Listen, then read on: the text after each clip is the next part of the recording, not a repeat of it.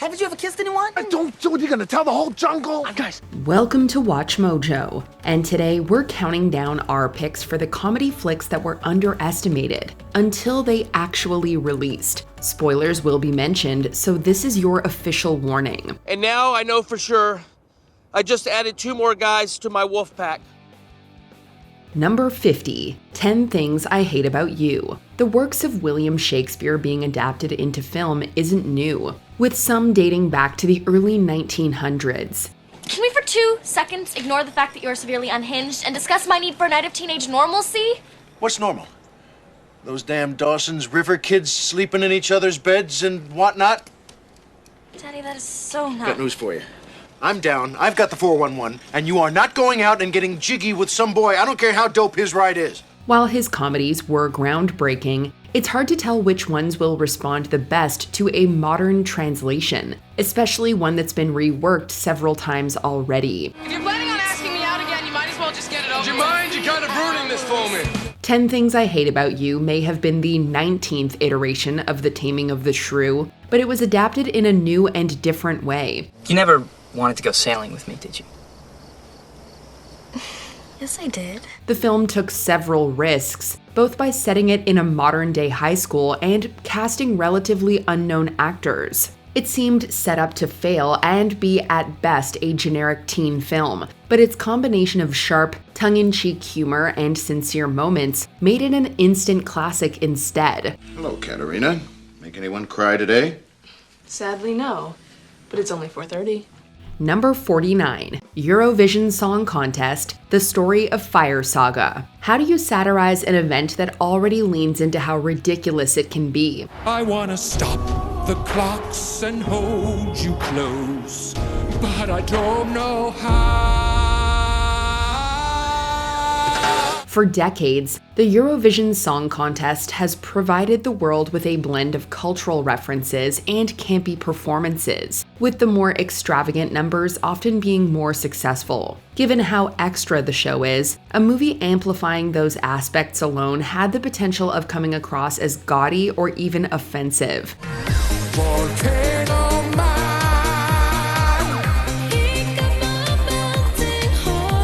Eurovision Song Contest, The Story of Fire Saga, paid homage to the event rather than lampooning it, creating an unapologetically goofy film that helped fill the void left by the cancellation of the 2020 contest. Hey, thank you, Americans! You're awful people! Ha! No, but seriously, don't come to Iceland! We don't want you! You might be killed by hell! The hilarious original tunes impressed even the most die-hard Eurovision fans, with the soundtrack charting in several countries overseas.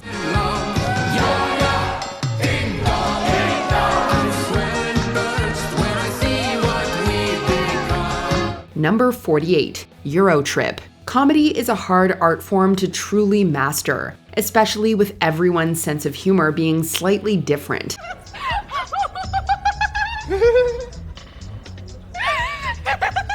What's so funny? This is especially hard to pull off when a film throws everything at the wall and hopes it sticks. Eurotrip seemed destined to fall into that trap, but managed to narrowly avoid it. Centered around a friend group's European vacation, it seemed to merely be a rehash fish-out-of-water narrative. Once it found its stride, though, it proved to be so much more. Which way did they go?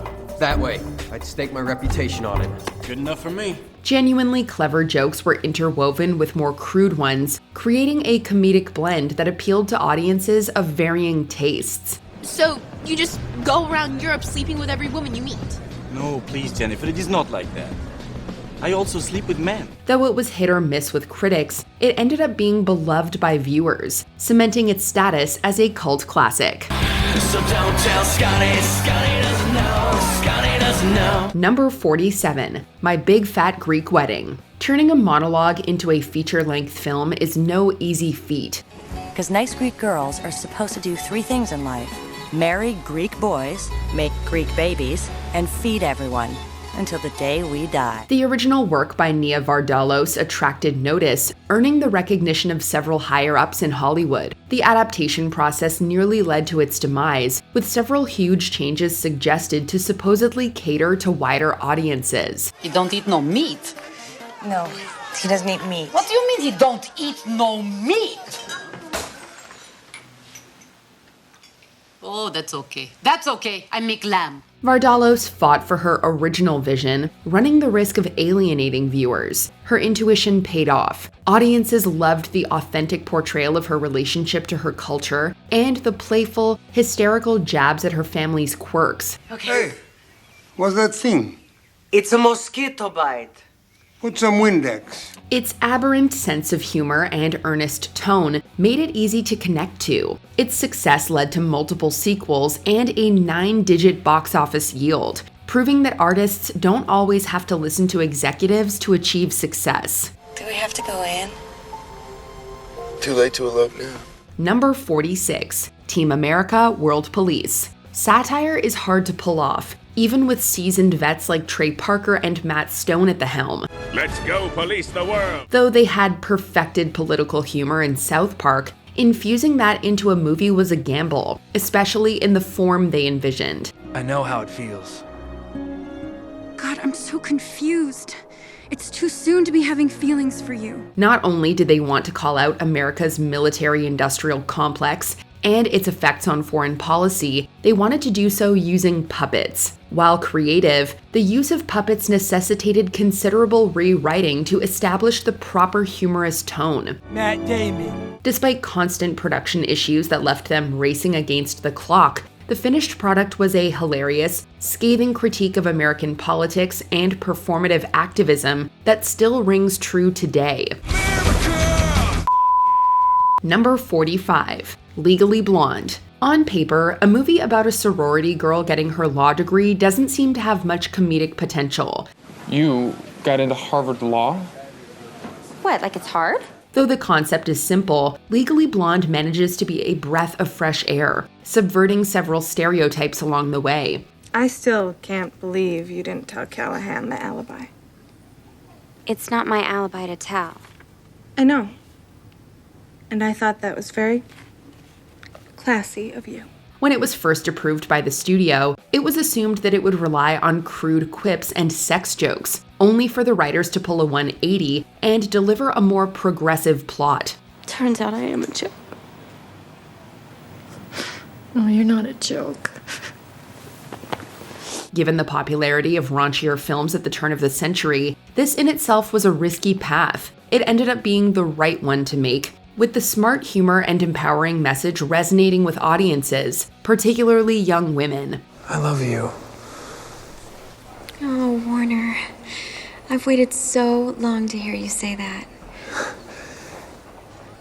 But if I'm going to be a partner in a law firm by the time I'm 30, I need a boyfriend who's not such a complete bonehead. Number 44, Kingsman: The Secret Service. Though the James Bond franchise has undoubtedly helped keep the spy genre alive, it has also caused a tonal shift. What was once a blend of humor and seriousness leaned more towards the latter. Kingsman: The Secret Service was created to bring back some levity into the category, and it succeeded. Did you see the film Trading Places? No. How about Nikita? Pretty Woman? Though audiences had come to expect a sense of realism, this film abandoned that in favor of amplifying the more ridiculous aspects of Bond movies. Would Sir care for a drink? Martini. Gin, not vodka, obviously, stirred for 10 seconds while glancing at an unopened bottle of vermouth. Thank you. Everything was made more gratuitous, from the violence to the innuendos. The final result was pure fun bottled up into a 2-hour picture, providing the perfect foil to the more traditional films in the genre. So hail Satan, and have a lovely afternoon, madam. Number 43, Sausage Party. Like animated films such as Toy Story, this film deals with everyday objects having their own lives and emotions. However, this one went about it in a much more adult way. Sausage Party, a film focused around supermarket food trying not to be eaten, was vulgar to the point of excess. It seemed to go out of its way to be as crass as possible, running the risk of circling back around to be juvenile. Sorry, but I'm not a soft taco. I'm a hard, horny taco. Though it walked a thin line between hilarity and cringe-inducing, they were able to stick the landing. The result was a hilariously animated and written film that didn't take itself too seriously. Friends, Ramen. Country Club lemonade.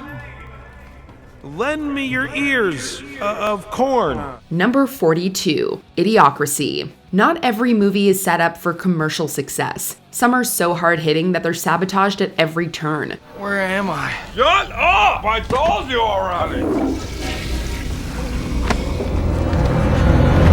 With a focus on the rise of anti-intellectualism, consumerism, and other widespread issues, it was clear that Idiocracy wasn't going to pull any punches. Its scathing take on the state of American society called out everyone, from corporations to everyday citizens. So wait a minute. What you're saying is that you want us to put water on the crops? Yes. Water. Like out the toilet? Its focus on the former led to intense studio interference. The premiere was put on an indefinite hold, it was hardly promoted, and wasn't even screened for critics, practically ensuring its failure. Tell people to read books. Tell people to stay in school. Tell people to just use their brains or something, Yet it persevered and made an immediate impact upon release. So many of its jokes and themes still remain relevant today, making it one of the best-aged flicks of the 21st century. This guy just got his ass apart! Number 41, Airplane. Silly jokes can provide a reprieve from some of the more crass humor found in comedy movies, but one chock full of them isn't without its own risks. Nervous? Yes. First time? No, I've been nervous lots of times. With plenty of puns and deadpan delivery, Airplane could have been an hour-and-a-half-long dad joke. This woman has to be gotten to a hospital. A hospital? What is it? It's a big building with patients, but that's not important right now. They also made the decision to cast actors that had never taken on comedic roles up until that point, and one wrong delivery from them could have spelled disaster. It's like I picked the wrong week to quit amphetamines. Their performances ended up enhancing the humor, with every joke landing perfectly. Though it doesn't have the most intricate plot, its ability to laugh at itself and not take itself too seriously made it enjoyable to audiences everywhere. Can you fly this plane and land it? Surely you can't be serious. I am serious. And don't call me Shirley. Number 40, Juno. Not every topic lends itself easily to humor. You're pregnant? I'm sorry. And if it is any consolation, I have heartburn that is radiating to my kneecaps. Teen parenthood in particular is hard to pull off, as it has the potential to become preachy or come across as though it's being promoted. Juno struck a perfect balance, creating a story that was clear about the risks while also remaining sympathetic toward the protagonist. You're mad. Why are you mad? I'm mad? I'm in a great mood. I mean, despite the fact that, I'm in a fat suit that I can't take off, and despite the fact that pretty much everyone's making fun of me behind my back. It was a coming-of-age story for a new generation, with a quirky and sardonic sense of humor that appealed to younger audiences. What? Honest blog? Though it was accused of glamorizing teen pregnancy by some critics, that did nothing to harm its popularity at the box office. It ended up exceeding all financial expectations, and went on to be nominated for several Academy Awards, even winning one for its screenplay. Your parents are probably wondering where you are. Nah. I mean, I'm already pregnant, so what other kind of shenanigans can I get into? Number 39, Booksmart. With the abundance of crude teen movies over the years, it may be easy to think that the themes have been exhausted. We haven't done anything. We haven't broken any rules. Okay. We've broken a lot of rules. One, we have fake IDs. Fake college IDs so we can get into their 24-hour library. When Booksmart, a film centered around two friends trying to cram 4 years of fun into one night, was first announced, it didn't seem like it would be able to stand on its own. How old are you, by the way? Does not matter! Okay, that voice did not make you sound older. Not only did it manage to do exactly that, it also elevated the subgenre to heights that hadn't been reached in years. Why do you look like that? It managed to weave together classic tropes and progressive humor seamlessly, proving that both could coexist in a comedy without punching down or becoming preachy. Okay, Waze says 19 minutes. We're doing it in 7. Let's f***ing do this.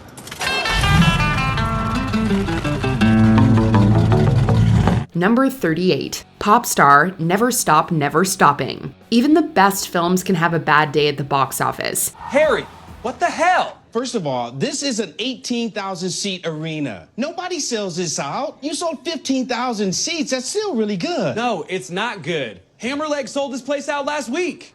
Well, Aquaspin agrees with you. They're concerned about ticket sales. What? But it's an 18,000-seat place. Nobody sells that out. Hammerleg did last week. Given the Lonely Island's prowess when it comes to comedic songs, it only made sense for them to create and star in a project that would allow them to write as many as possible. It's kinda bitch. Say word, deal bird, doink to doink. Sorry, Dad. Pop star Never Stop Never Stopping gave them the liberty to lampoon several tropes found in modern-day music, from performative activism to bragging about being humble. I feel more humble than Dikembe Mutombo after a stumble left him covered in a big pot of gumbo. While it ran the risk of merely coming across as an extended sketch, they were able to hit a sweet spot between well-executed bits and genuine bops. They bit off more than they could chew with their budget, resulting in a box office flop, but their top-tier satire earned them a well-deserved cult following. Be a good person. The rest will fall into place, and that's kind of for real. Isn't that right, Maximus, too? It sure is, Connor. What? He wasn't really talking, that was me doing the voice. Number 37. This is the end. The ability to laugh at yourself can take you far. Sick reference though, bro. Oh, thanks, bud. Dude, your references are out of control. Everyone knows that. While there are plenty of apocalypse movies showing the effects on everyday civilians, it isn't often that you get one focusing on the rich and famous. This is the End delved into that idea, focusing on a group of celebrities after they're left behind during the rapture. Dude, Siegel's dead. Krumholz is dead. Michael Cera's dead. Guess if Michael Cera's gone, it's not a total loss, huh? Jesus, Danny. Michael Cera's dead. The leads were playing exaggerated versions of themselves, a creative choice that could have spelled disaster had they not fully committed. The screenplay was ambitious, stuffing as many crude and over-the-top jokes in as possible. The power of Christ compels you! Oh, does it? Does it compel me? While it teetered on the edge of obscene, its lighthearted tone managed to balance out the more questionable bits.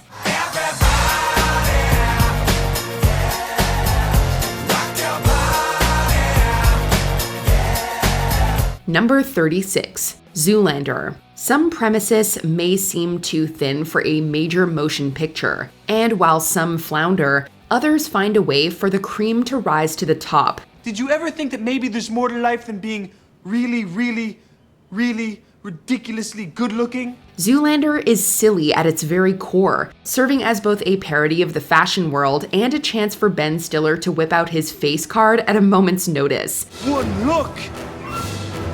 One look! I don't think so! While the plot wasn't anything revolutionary, its focus on the smaller details and comedic value more than made up for it. What is this? A center for ants!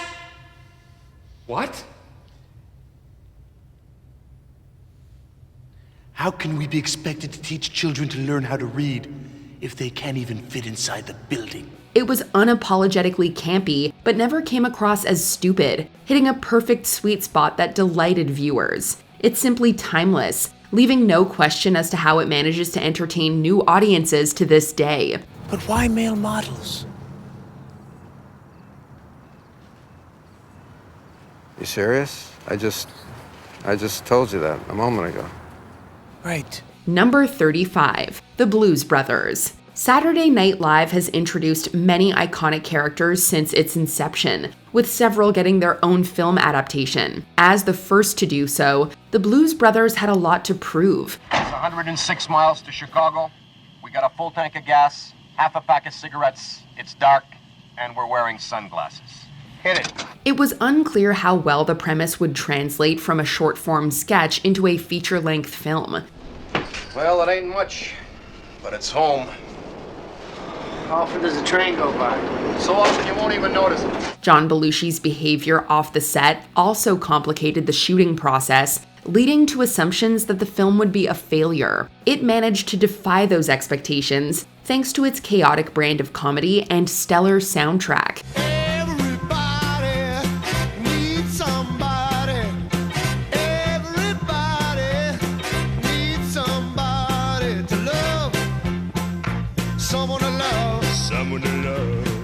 unexpected success helped pave the way for those that followed, setting a standard that only few have been able to reach. We're putting the band back together. Forget it. No way.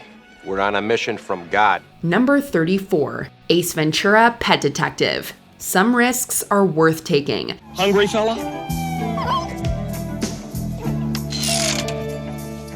There you go. He may be a household name now, but in the 1990s, Jim Carrey wasn't known for much else other than his recurring role on In Living Color. When he had the opportunity to make his mark in Hollywood with Ace Ventura, Pet Detective, he knew it was a make-or-break role. I have to have money to buy food.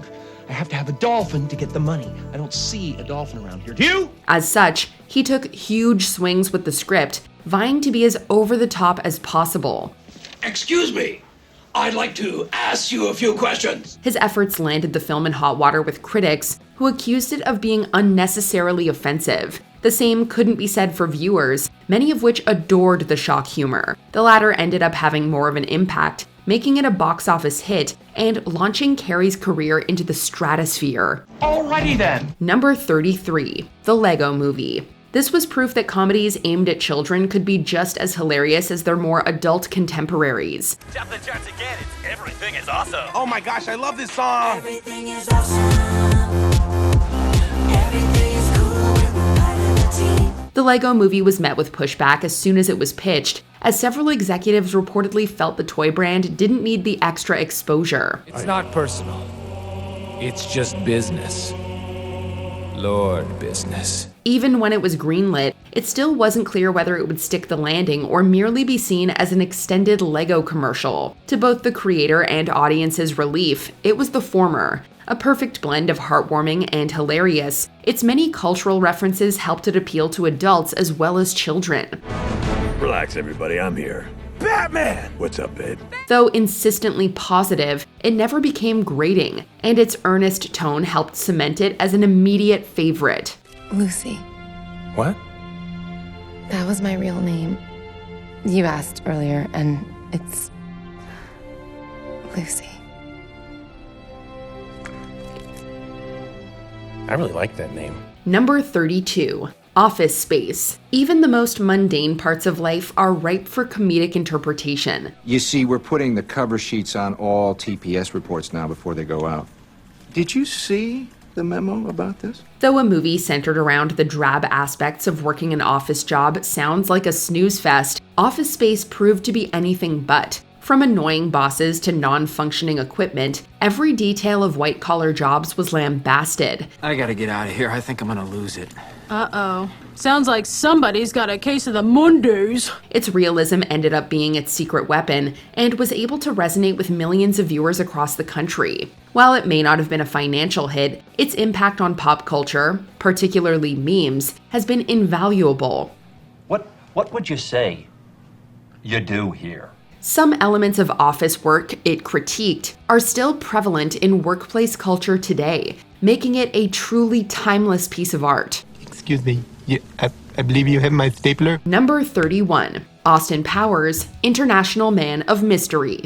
Like Kingsman: The Secret Service some years later, Austin Powers' International Man of Mystery helped revitalize the spy parody subgenre, serving as a love letter to 1960s-era James Bond movies. Allow myself to introduce myself. With the subject matter being so iconic, Mike Myers had some big shoes to fill, and it wasn't clear if he'd be able to pull it off. The Cold War's over. Well, finally those capitalist pigs will pay for their crimes, eh? Hey, comrades, eh? Austin, we won. Oh, groovy, smashing, yay capitalism. Pulling references from several different Bond films at once also ran the chance of the jokes becoming repetitive or muddied. Now, Mr. Evil. Dr. Evil. I didn't spend 6 years in evil medical school to be called Mr. Thank you very much. Myers managed to incorporate each with ease. The campy humor mixed with the flawless 60s pastiche set it up for success, spawning a beloved series and even changing the tone of the Bond franchise. Very shagadelic. Number 30, Paddington. My body had traveled very fast, but my heart, she took a little longer to arrive.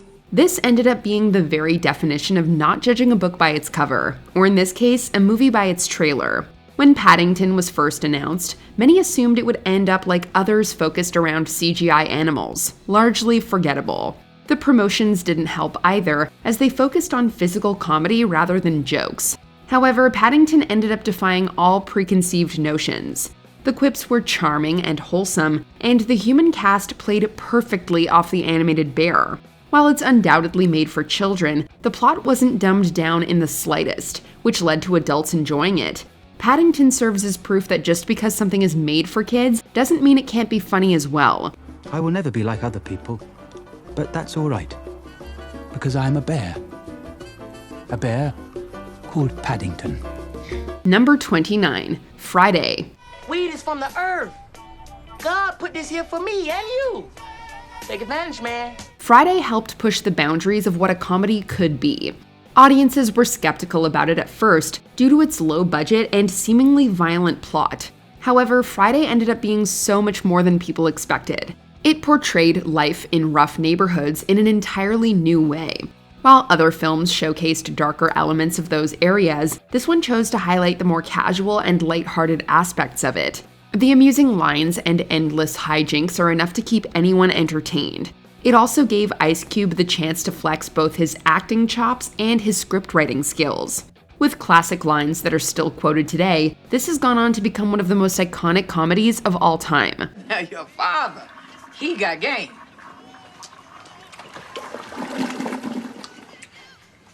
Don't nobody go in the bathroom for about 45 minutes. Number 28, Good Boys. My neighbor is a total nymphomaniac. Her boyfriend's always over. She starts fires? No, that's a pyromaniac. She's a nymphomaniac. Someone who has sex on land and sea. On paper, a film about 3 middle school boys replacing a drone and going to a party doesn't seem like it has much going for it. However, Good Boys proved that a simple premise doesn't have to drag the final product down whatsoever. Equal parts chaotic misadventures and heartwarming moments, it ended up being a touching story about growing up and apart from childhood friends. While adults writing for kids can often come across as out of touch, the dialogue and modern references were both handled perfectly, creating the ultimate Gen Z coming-of-age flick. Between drug deals gone wrong and adult situations being seen through the eyes of innocent kids, Good Boys hits a perfect sweet spot between wholesome and hysterical. Put it back. I'm being generous today. We also have drugs. He was on to us. Number 27, Bill and Ted's Excellent Adventure. Who are you guys? We're you, dude! No way. No way. Yes way, Ted! With humor being as subjective as it is, making a comedy of any kind is a huge risk.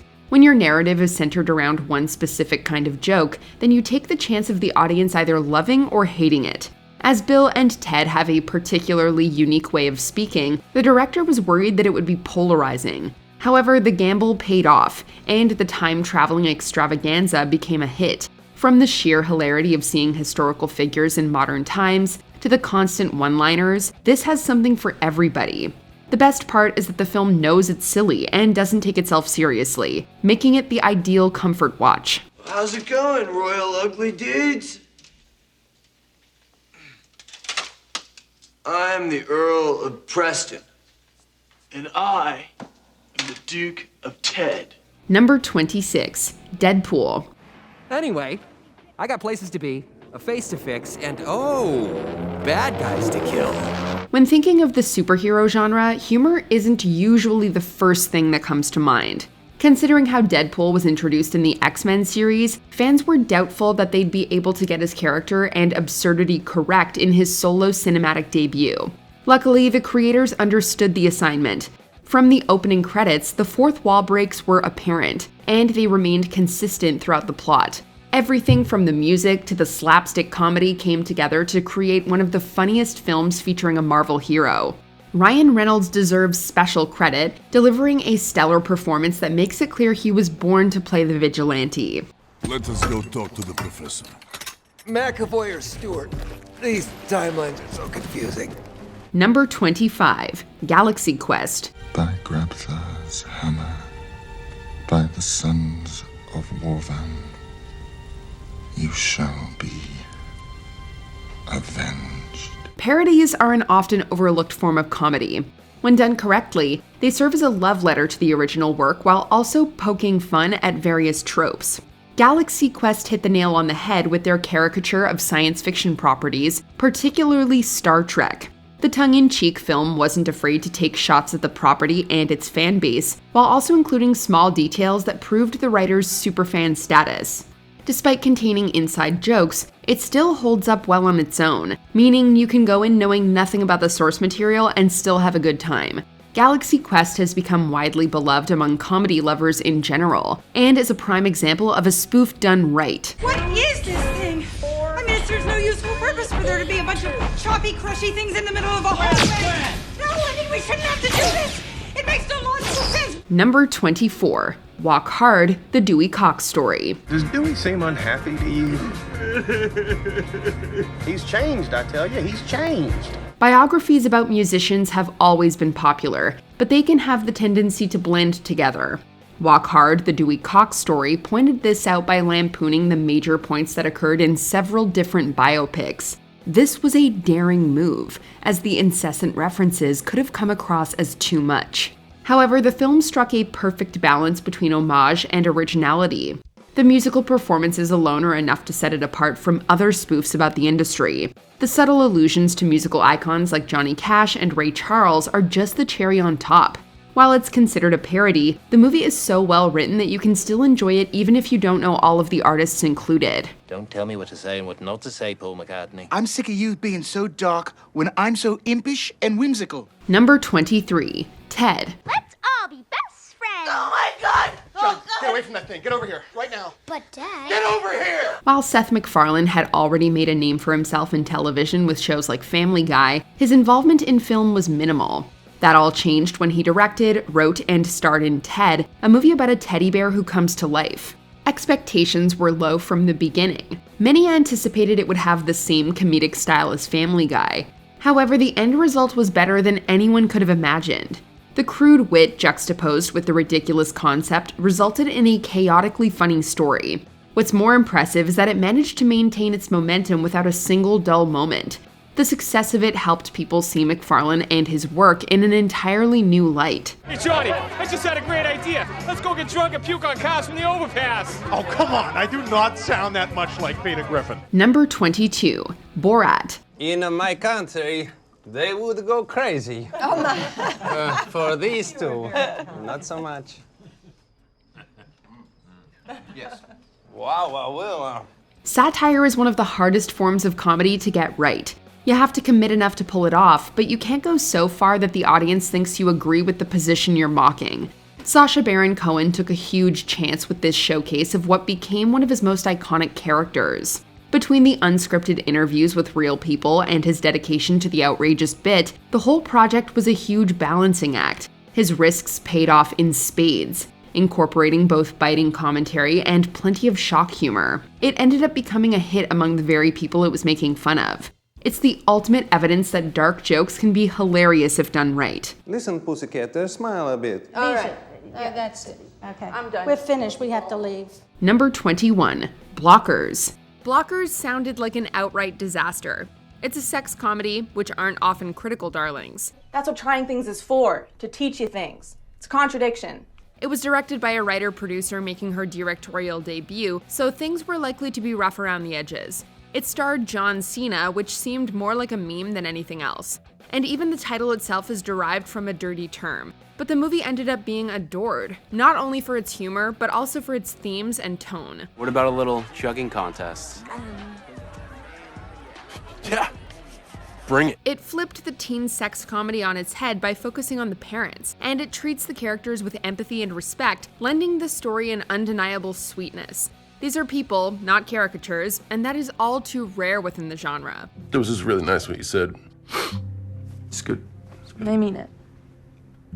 Thanks. I feel like Phil Jackson when he was coaching the Bulls. Number 20. Hot Tub Time Machine. Thanks to that silly title, audiences knew exactly what they were getting into. Check it out. They must have fixed it. Come on! This sounded like just another goofy guy comedy that would come and go without much fanfare. Even the lead billing of John Cusack seemed questionable, as he's not really the type of actor audiences would expect to lead a movie like this. You know, it's not always about my emotional journey. That could be about yours. But the script was surprisingly dexterous and intelligent, using its main characters as targets of satire. The characters were also far richer than anyone thought they would be. Everyone was well cast, and the sci-fi flick often leaned into its own ridiculousness. Hurry up! I can see the 90s! These aren't things viewers typically see in a gross-out comedy such as this, and it took critics and audiences by surprise. Loser! Hey, John Lennon gets shot! Wait, that already happened? Number 19, The Nice Guys. Jesus Christ! One at a time! You took the Lord's name in vain. No, I didn't, Janet. I found it very useful, actually. Okay, Janet? Some movies catch lightning in a bottle. This one had all the odds stacked against it, as it was coming out among a slew of other buddy comedies such as Dirty Grandpa and Ride Along 2. The competition was steep, and it seemed like it wouldn't stand out. Ryan Gosling and Russell Crowe were an unconventional comedic duo, and many wondered if they would play well off one another. That answer ended up being a resounding yes. Between their chemistries and the tight script, The Nice Guys ended up stunning both audiences and critics. It's a pastiche of 1970s film with its own modern twist. It has the perfect blend of edginess and action, creating an experience that delighted audiences. You know, nobody got hurt. People got hurt. I'm saying I think they died quickly, though, so I don't think that they got hurt. Number 18, Beetlejuice. Beetlejuice. Beetlejuice. Beetlejuice. It's showtime. Tim Burton's eccentric, colorful, and somewhat morbid approach to comedy has resulted in a number of critical and box office successes. But back in 1988, the prospect of getting big laughs with a story about a deceased couple haunting their house was far from a done deal. To get rid of the people who have moved in here, Barbara and I worked very hard on this house. We probably wouldn't mind sharing the house with people who were more like you used to be. Given that Michael Keaton's most recent films hadn't set the box office on fire, and Winona Ryder wasn't yet a recognizable name, expectations for Burton's follow-up to Pee-wee's Big Adventure were not high. But the sensibilities of this cast and director were perfectly in tune, resulting in a quirky film that gets laughs from unexpected places.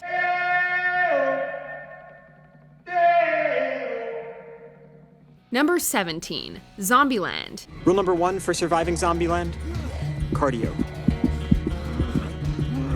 When the virus struck, for obvious reasons, the first ones to go were the fatties. At the time of Zombieland's release, many felt the zombie craze was dying down. Could a zombie comedy with an odd Twinkie fascination really resurrect the genre? Tallahassee had a sick sense of humor when it came to zombies. Zombies aren't the most lovable creatures, but he really hated them. In fact, the only thing he was more obsessed with than killing zombies was finding a Twinkie. Add to that the fact that it was director Ruben Fleischer's first feature film, and expectations were not exactly sky high. Yet this offbeat flick became one of the genre's biggest hits, and was hilarious to boot. Credit sharp writing, a solid cast, and some funny action sequences for its success. And of course, that Bill Murray cameo was a major plus. Mix it all together and you get a comedy that defies expectations. Bill Murray, you're a zombie?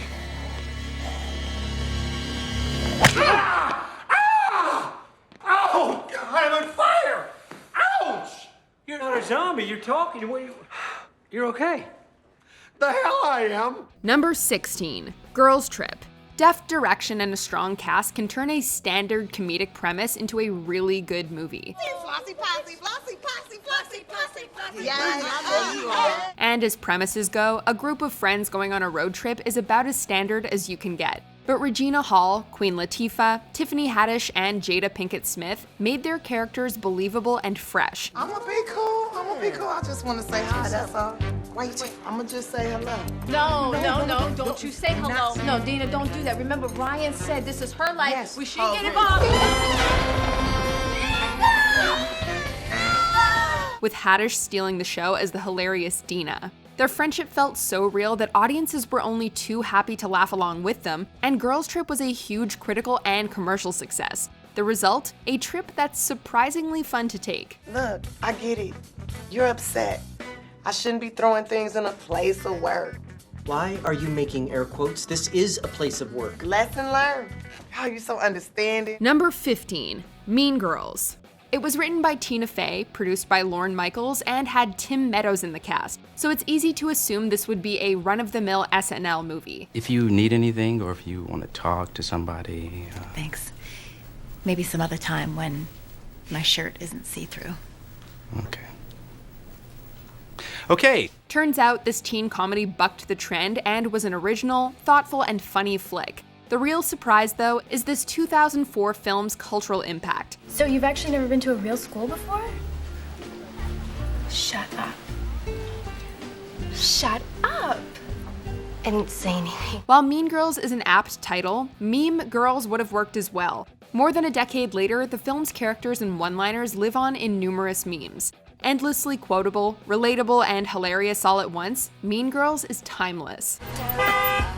Get in, loser. We're going shopping. Number 14, 21 Jump Street. I think you idiots are perfect. You're officially transferred. All right. That's great. Well, where should we report to? Down on Jump Street. 37 Jump Street. No, that doesn't sound right. Is it? Turning an old TV show into a big screen action comedy has been done so many times that it's almost about as commonplace as, well, the undercover cop trope. Phil Lord and Christopher Miller's adaptation of 21 Jump Street involves both those things, yet it turned out to be incredibly entertaining, in no small part thanks to the on-screen chemistry between Jonah Hill and Channing Tatum. It also had solid character development, just the right amount of self-referential humor, and one hell of a comedy and action-packed limo chase. In fact, the movie was such a hit that it spawned a solid sequel and almost a Men in Black crossover. You literally, this is the best thing ever. Number 13, Harold and Kumar Go to White Castle. On the surface, this might look like your standard stoner comedy and road trip movie, but Harold and Kumar Go to White Castle is so much more than a one or two note joke fest. Our parents came to this country, escaping persecution, poverty, and hunger. Hunger, Harold. They were very, very hungry. And they wanted to live in a land that treated them as equals. A land filled with hamburger stands. Instead, it's a comedic odyssey through various communities that deals with some serious social issues, such as bigotry and racial profiling. You want me to cross? You want me to cross? I will cross. Makes you happy, I will cross. I'll do it.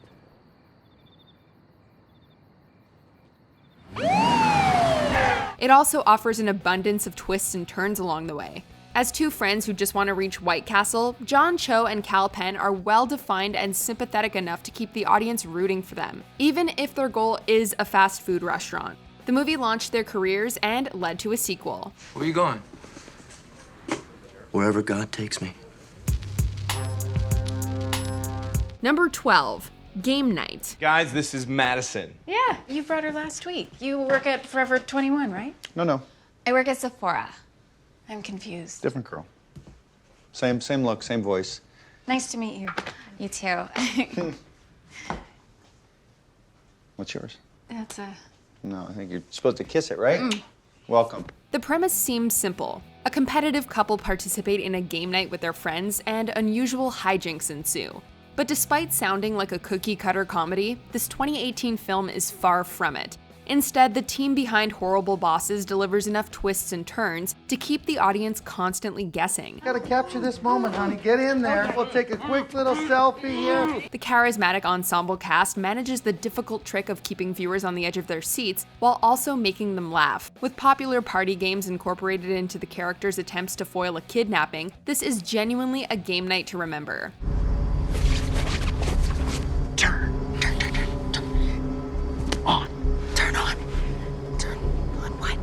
Number 11, Spy. The spy genre is one of the most easily spoofed. As such, audiences have been given countless spy parodies throughout the years, with seemingly diminishing returns. Oh God, he went into a building. Okay, well done, that's it. Time to call it a day. But the winning magic of Paul Feig and Melissa McCarthy resulted in what is arguably the freshest and funniest spy spoof in recent memory. That's exactly what I was thinking. Much of the praise stems from Feig's writing-directing and McCarthy's lead performance, but much can also be said for the supporting roles. Got a big night ahead of us. Don't be afraid to clean yourself up, Amber. Take a shower is what I'm saying. Rose Byrne's comedic timing and line delivery are spot on, and Jason Statham provides a self-aware performance that was gleefully outlandish and surprisingly hilarious. Spy made the spoof genre funny again. I drove a car off a freeway on top of a train while I was on fire. Not the car. I was on fire. Jesus, you're intense. Number 10, Clerks. Do you have that one with that guy who was in that movie that was out last year? Clerks was shot on a paltry budget of about $30,000, which was rounded up by Kevin Smith taking money from his college fund, maxing out credit cards, and selling his comic books. It was also shot in black and white, and the story concerned the slacker employees of a convenience store just going about their business. Are either one of these any good? I don't watch movies. Well, have you heard anything about either one of them? I find it's best to stay out of other people's affairs. In no world would this bare-bones movie have worked. But Smith's assured direction and sharp dialogue, combined with the winning performances of the inexperienced cast, helped turn Clerks into a cult classic. Many people saw themselves in the characters, and Smith was praised for capturing the general malaise of lost and directionless 20-somethings. You know, there's a million fine-looking women in the world, dude, but they don't all bring you lasagna at work. Most of them just cheat on you. Number 9, Home Alone.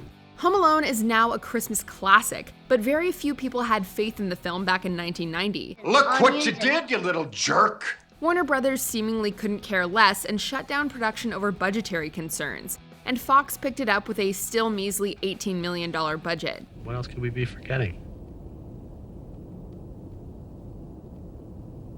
Kevin! And even though it managed to get made, no one was expecting it to perform particularly well. At least, not as well as it did. Other than that, I'm in good shape.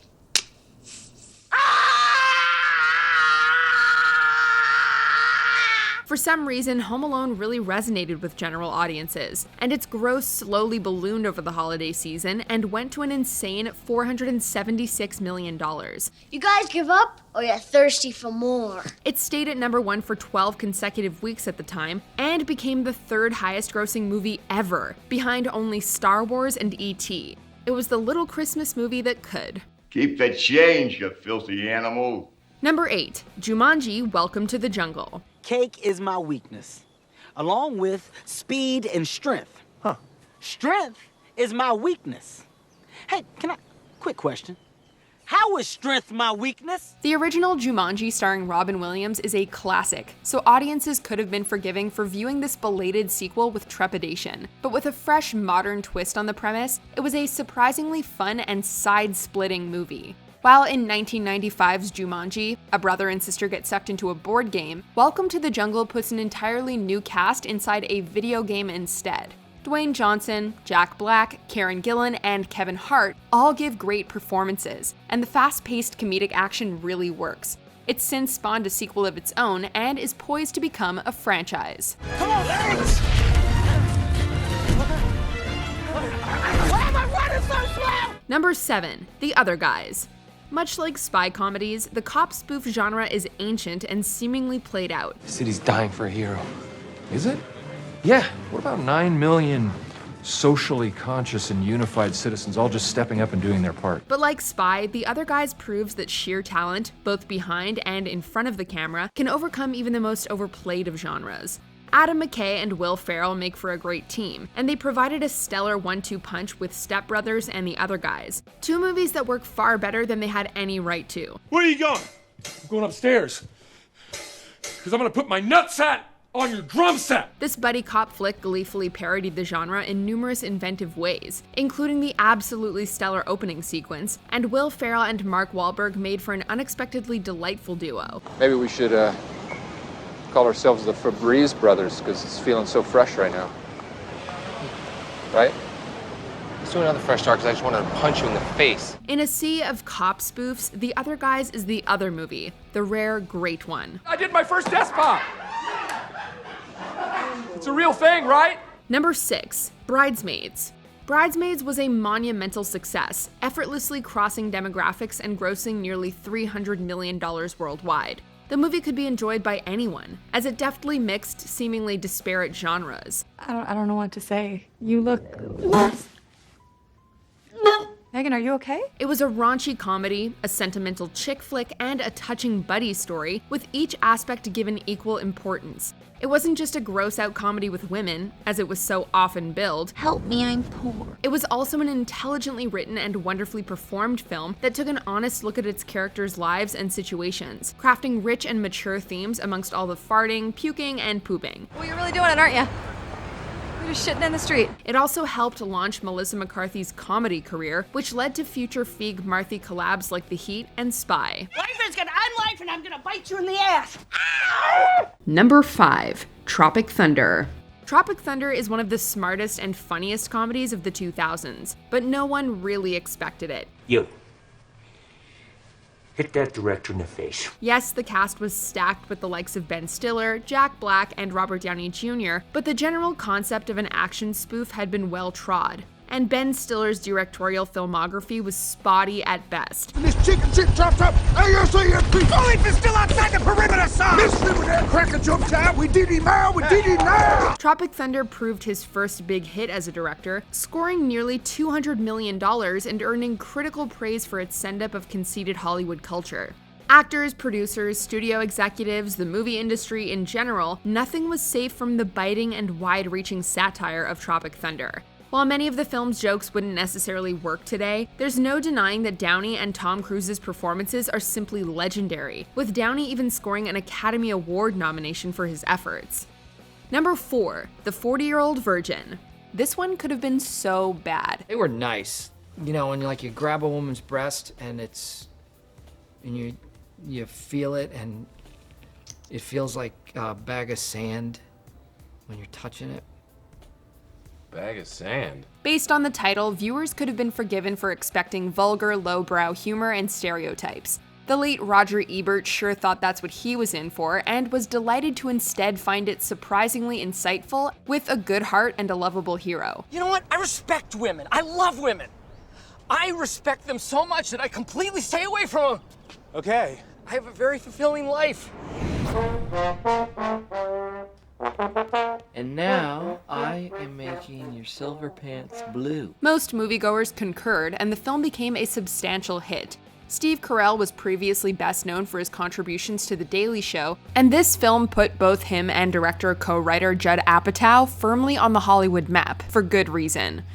Just stop calming me down and tell me what I should do. Okay, we just take everything that's embarrassing and we move it out of here so it doesn't look like you live in Neverland Ranch. Number 3. Napoleon Dynamite. Talk about coming out of nowhere. What are you gonna do today, Napoleon? Whatever I feel like I want to do. Gosh! This quirky small-town comedy made for $400,000 by a team just out of college went on to make $46 million and become a cult hit, complete with merchandising and a bronze statue at 20th Century Fox Studios. With an unknown director and no known stars, no one expected much, and so were surprised by the film's heart and originality. Got shocks, pegs, lucky. You ever take it off any sweet jumps?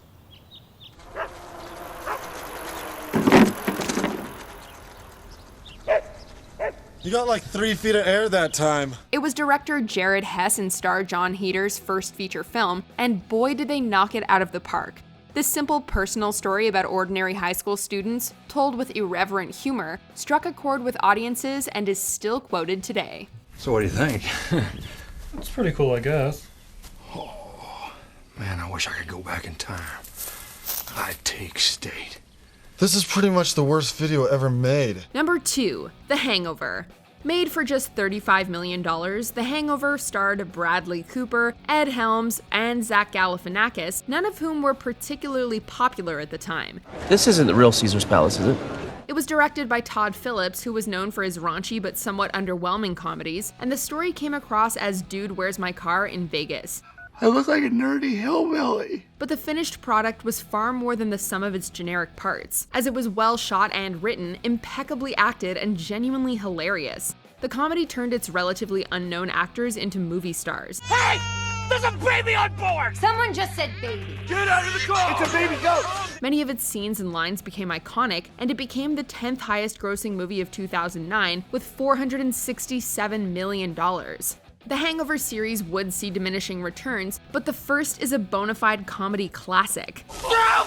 In the face! In the face! No! Before we continue, be sure to subscribe to our channel and ring the bell to get notified about our latest videos. You have the option to be notified for occasional videos or all of them. If you're on your phone, make sure you go into your settings and switch on notifications. Number 1. Superbad. Gangsters, what's up guys? Today, Superbad is fondly remembered as one of the greatest comedies of the 2000s. It helped launch careers, it revitalized the raunchy teen comedy, and it is unyieldingly hilarious from beginning to end credits. But no one would have guessed it. Changed your name to McLovin? McLovin? What kind of a stupid name is that, Fogel? What, are you trying to be an Irish R&B singer? Made for a minuscule $20 million, Superbad starred Michael Cera, who no one had really previously paid much attention to, and Jonah Hill, who was then only a minor part of Seth Rogen and Apatow's movie gang. Let's do another one to me! Not to mention, the script was written while Rogen and Evan Goldberg were teenagers. Nothing against teenage creativity, but they don't often pump out acclaimed million-dollar grossing Hollywood comedies. But Superbad captured the high school experience in all its awkward and zany glory, and it became one of the most important and cherished comedies of our time. Hey Greg, why don't you go piss your pants again? That was like 8 years ago, asshole. People don't forget. What comedy movie's quality shocked you the most? Let us know in the comments. What if a garbage man was actually smart? A common misconception that we're tearing apart. Did you enjoy this video? Check out these other clips from WatchMojo and be sure to subscribe and ring the bell to be notified about our latest videos.